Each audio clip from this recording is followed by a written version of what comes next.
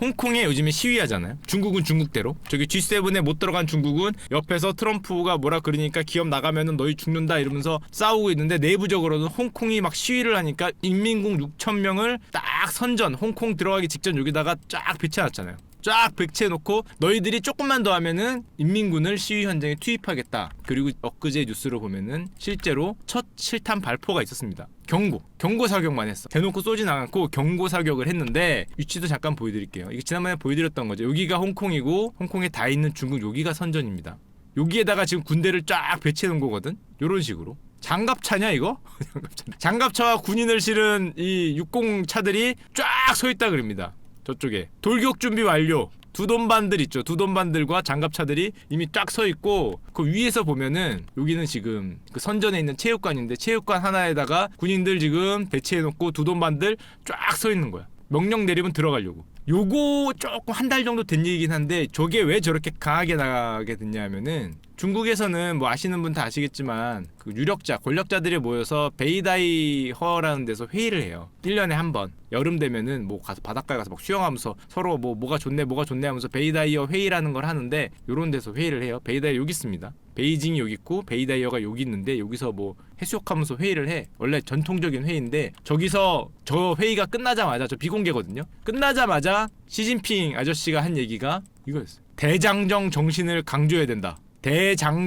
발음이 안 되죠. 대장정 정신이라는 걸 했거든요. 단결? 이게 무슨 소리예요? 저 중국의 유력자들, 예전에 전 총리들, 전 서기, 뭐 지금 뭐 장점인 뭐 이런 아저씨 다 오거든. 나름 날고 긴다는 중국에서 그런 사람들 다 와서 시진핑 이정의 후진타오 형도 오고 다 와서 얘기를 해봤는데, 결론이 뭐라고 났다? 대장정으로. 끝까지 가겠다는 거죠. 중화민족의 위대한 부흥을 위해서 끝까지 가겠다라고 나오고, 그 다음에 저 베이다이어 회의가 끝난 다음에 의미심장한 얘기를 했는데, 홍콩 시위대는 메뚜기다. 가을을 넘기면은 홍콩 시위에 개입을 하겠다.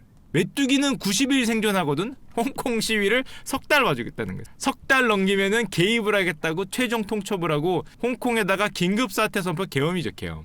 계엄 선포하고 중국과 같은 법률을 실시할 수 있다. 강력한 경고의 메시지를 지금 날렸다라고 얘기하는데, 얘들은 뭐 언론이 한 얘기는 거의 걔들이 써서 준 거니까. 90일 뒤면은 종족을 감춘다. 죽을 날이 멀지 않았다는 경고에. 홍콩의 폭도는 늦가을 메뚜기로 몸부림쳐도 헛수고다. 정의의 손이 뻗게 되면은 절대 봐주지 않겠다. 90일 준다. 이게 며칠이냐면은 여기 나오죠. 9월 9일이네. 6월 9일 날 시위가 벌어졌으니까 메뚜기 생명이 석 달이니까 9월 9일이다. 9월 9일이야. 야, 살벌한데? 9월 9일이야? 진짜 며칠 안 남았는데?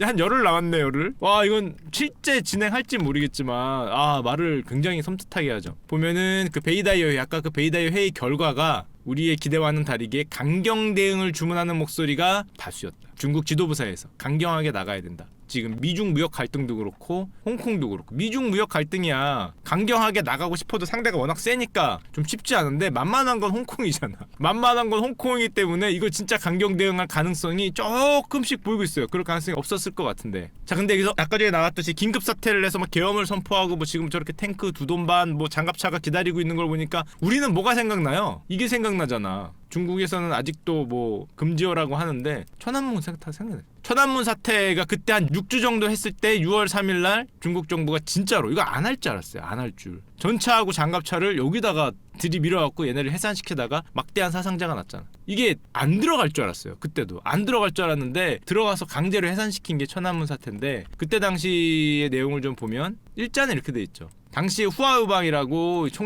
어떤 총리하던 아저씨가, 개혁 개방을 외치던 총리 아저씨가 사망하셨는데, 추모하자고 모였다가 이걸 반사회주의 동란이다. 그 다음에 후임 총리죠, 리펑 총리가 반사회적 동란이다 그러면서 그 당시 서기하고 갈등을 빚다가 이 서기가 날아갑니다. 자오지앙이라서 총석인데, 덩샤오핑이 사실상 절대자였기 때문에 자오지앙을 날리고 리펑의 편을 들어주죠. 그래서 20년 평화회에서는 얼마든지 희생할 수 있다 그래서 계엄군이 들어가서 탱크로 밀어버린 다음에 장점이 등장하는 요런 양상으로 가는데, 그게 이겁니다. 잠깐 중국 역사를 잠깐만 보면, 덩샤오핑 아저씨 시대가 개혁개방의 시작인데 뭐 다 아시니까 경제는 개혁개방을 했는데 정치를 개혁개방을 안 했잖아요. 이 분야로 가잖아요. 돈은 잘 버는데 정치는 그대로 가는 이 분야로 가니까 요 정치에 대해서도 문을 열어라, 민주화를 해라 하고 주장을 요구를 하다가 탱크로 밀린 다음에 요 장점인 이 이후 시대로 들어갔는데 요 리펑 총리가 그 최종 결재를 받아서 최종 명령을 내린 그런 사람으로 불립니다. 요 비펑 아저씨가 얼마 전에 죽었어요. 90 몇 세에 죽었는데 천안문 사퇴하면 이거밖에 우리는 잘 생각이 안 나죠. 탱크맨.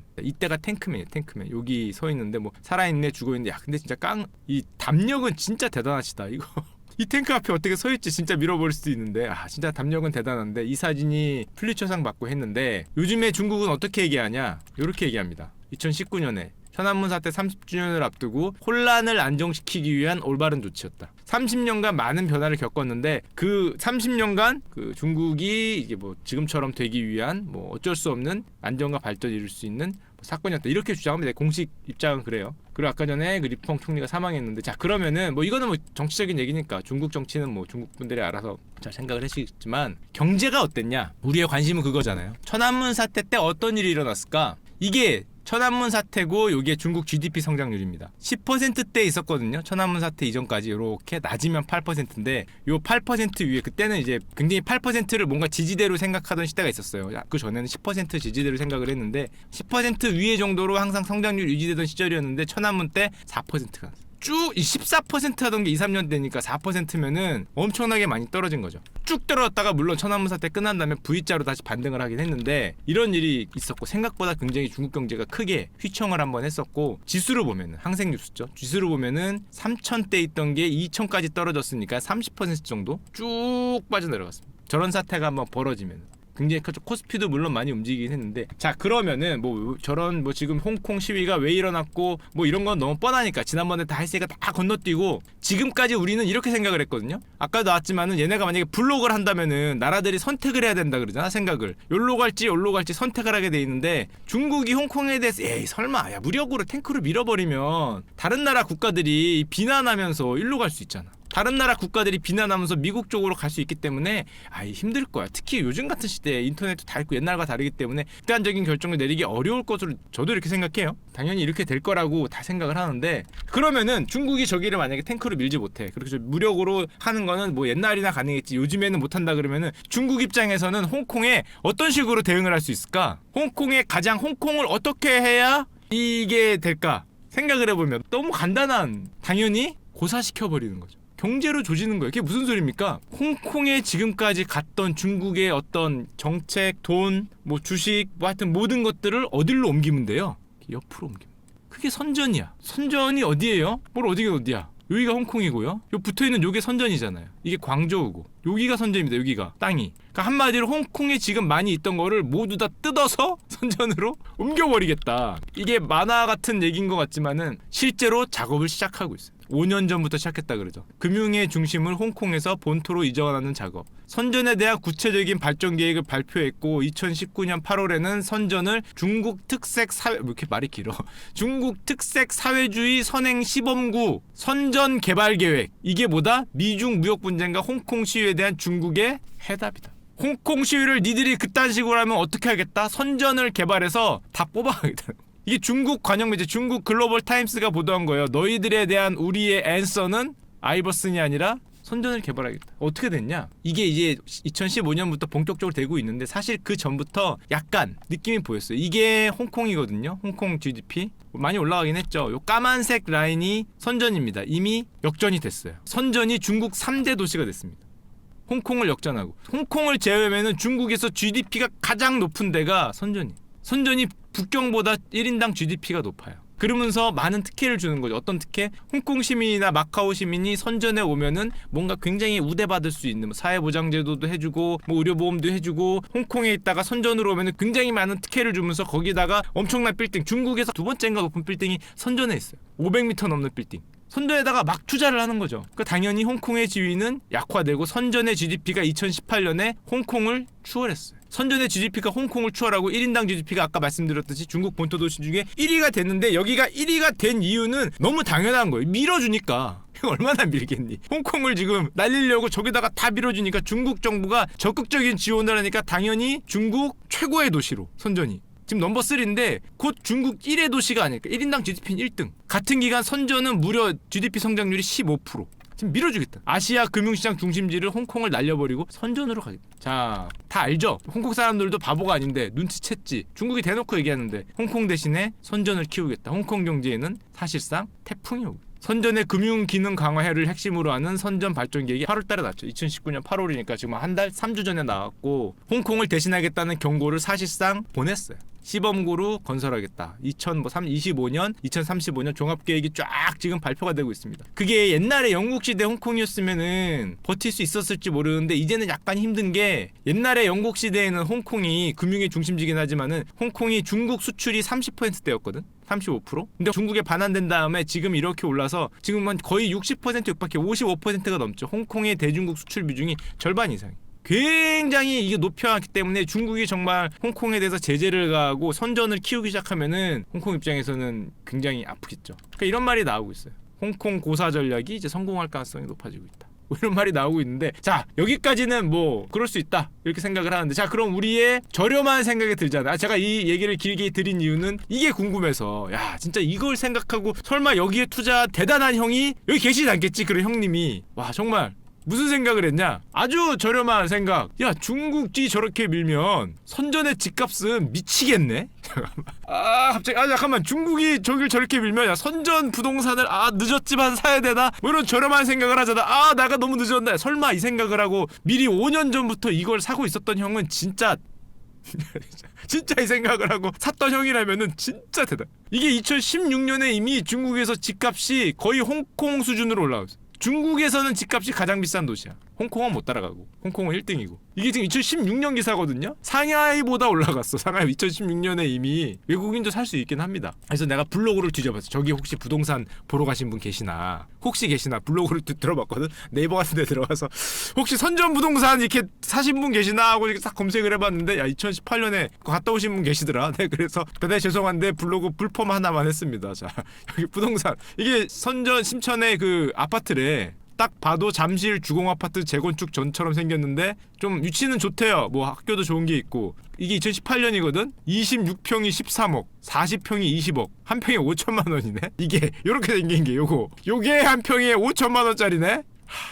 저는 이미 늦은 것 같습니다. 형님들은 모르겠는데 저는 가격을 20억을 보니까 저는 이미 늦은 것 같네요. 형들 난 여기까지인 것 같아. 나는 안 될 것 같고 이게 정말이야 하고 살펴봤더니 2019년에 뉴스도 있더라고요. 무슨 뉴스가 있냐? 세계에서 집값 비싼 5대 도시. 세계에서 가장 집값이 비싼 도시 5위에 올랐습니다. 나는 안 될 것 같아 형들. 미안해. 조금 빨리 생각했어야 되는데. 역시 빠른 형들만 가는구나. 2018년에 갔던 형들도 있는데 야 잠깐만. 나 이제 와서 생각을 하지 될 리가 있나. 될 리가. 평균 집값이 68만 70만 달러면은 8억 4천만 원 선전이. 와 세계 5위입니다. 1등은 물론 홍콩이죠. 홍콩은 더 좁으니까 사람들도 많이 들어. 홍콩은 뭐 집이 워낙 고급 주택이 많으니까 홍콩은 1위고 2위가 싱가포르 3위가 상해도 아직 있었네. 상해, 밴쿠버, 런던 선전. 물론 뭐 중국에서 뭐 많이 샀겠지. 고위층 아저씨들 많이 샀겠지만은 너무 늦었어. 자, 여러분 선전의 집값이 왜 그렇게 많이 올리고 선전이 중국 왜 제1의 도시가 되고 왜 걔네가 GDP가 그렇게 올라가고 여기에다가 뭐 많은 걸 투자하고 무역의 금융의 중심지가 된다고 중국에 계속 선전하는지는 사실은 그 뒤 배경을 보면 홍콩의 어떤 비중을 좀 줄이고 중국 입장에서 비중을 줄이고 선전의 비중을 올리기 위한 그런 정책적 배려가 있는 거죠. 그거를 생각을 하고 뭐 좀 움직였으면은 사실은 뭐 내가 중국 사람은 아니었지만은 이런 게 있었는데 그리고 마지막으로 홍콩 얘기 하나 드릴 때 요즘에 나온 뉴스를 안 드릴 수가 있는데 우리 홍콩 최대 재벌이 이 형입니다. 리카싱 아시죠? 아시아 최고 부자로 불리죠. 한때 지금은 아니지만 광고를 했어요. 유명하죠. 뭐라고 광고를 했냐면은 나는 홍콩의 폭력 시위에 반대한다라고 광고를 했는데 광고 윗부분에 뭐 이런 말이 있대. 중국말로 최선의 의도도 최의 결과를 낳을 수 있다. 그러니까 니들 그 시위하지 마라. 폭력 시위는 의도는 좋아도 결과 안 좋을 수 있다. 그 다음에 쭉 뭐 자유를 사랑하고 포용을 사랑하고 법치를 사랑하고 오른쪽에는 중국을 사랑하고 I love you China 홍콩을 사랑하고 나를 사랑한다. 이렇게 문구를 딱 적어놨대. 이거만 보면은 폭력 시위 하지 말라는 광고로 보이는데 보이는데 이 아저씨도 앞글자 읽기 뭐 이런 거 했죠. 이거 뭐라 그러냐? 세로 드립 했죠. 세로 드립. 무슨 세로 드립이냐? 이렇게죠. 인과 원인과 결과는 유국 중국에 있으니 용항 홍콩을 용인해라. 뭘? 치기. 스스로 자치하는 거를 용인해라. 그렇게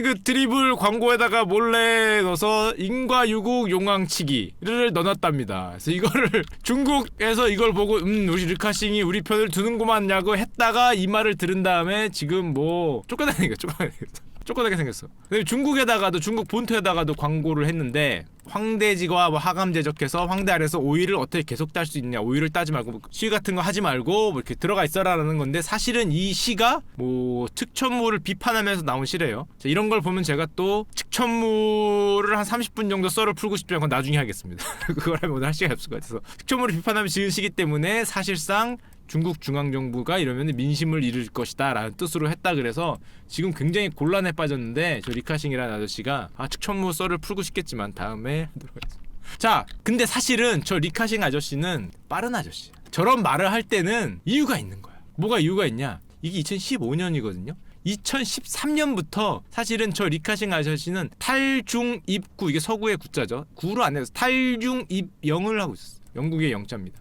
중국에서 나와서 2013년 14년부터 영국으로 자산을 계속 옮기고 있었어. 계속 빠르죠. 굉장히 빨라요. 어떻게 옮겼냐? 영국 뭐 4위 통신사를 사고 영국 2위 통신사도 뭐 사고 영국 통신시장의 40% 이상을 이미 사놨어. 그리고 뭐 3대 뭐 철도 회사도 뭐 사고 뭐 전기가스사 뭐 사고 하면서 금융위기 이후 해외 인수합병에 쏟아부은 금액이 대충 40조. 이게 말이 인수합병이고 말이 투자지, 뭐 말은 인수합병이고 말이 투자지, 뭐 어쨌건 홍콩에 있는 돈을 일로 간 거죠. 그럼 저렇게 투자만 했느냐? 아예 대놓고도 했어요. 대놓고. 뭘 대놓고 했냐면은 중국과 홍콩의 자산을 계속 팔고, 지금 뭐 보면은 중국 홍콩에서 팔은 부동산만 4조 원 계속 팔고, 심지어 자기 그룹이 청쿵그룹이거든요. 청쿵그룹 회장님이야. 청쿵그룹을 홍콩에서 상장 폐지했어.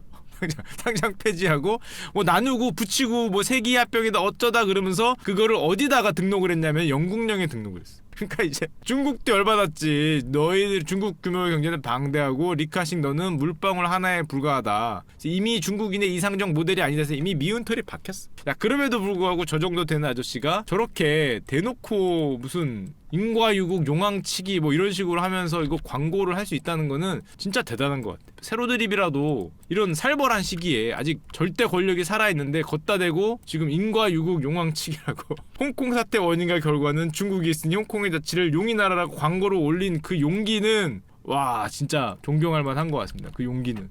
그리고 뭐 아까도 나왔지만은 중국 본토에 했다는 이 광고에는 이 누나의 그 일화가 있는데요. 그거는 다음 시간에 하여튼 지금 홍콩은 그런 상황이고, 홍콩이 선전이 왜 그렇게 뜨고 있는지, 거기에 부동산이 어떤 상황인지, 홍콩 자체가 중국이 지금 취하고 있는 가장 적극적인 전략이 사실은 장갑차로 밀고 들어가는 것도 있지만은 그것보다 실질적인 해답으로 홍콩에 있는 거를 선전으로 옮기는 어떤 그런 장기 플랜, 5년, 10년 가는 장기 플랜을 세우고 있고, 그게 이미 어느 정도 시작을 하고 있다. 한 5년 전부터 시작했다고 보는데 5년도 좀 더 된 것 같기도 하고, 그게 굉장히 가속화. 2019년 8월에 새로운 그게 나왔기 때문에 시범지구 나오고 있죠. 굉장히 선전적으로 중국이 힘을 많이 쏟는 그런 현상이 벌어지고 있습니다. 거기에 부동산을 들어가시면 존경 그 자체지만은 쉽진 않으셨겠죠.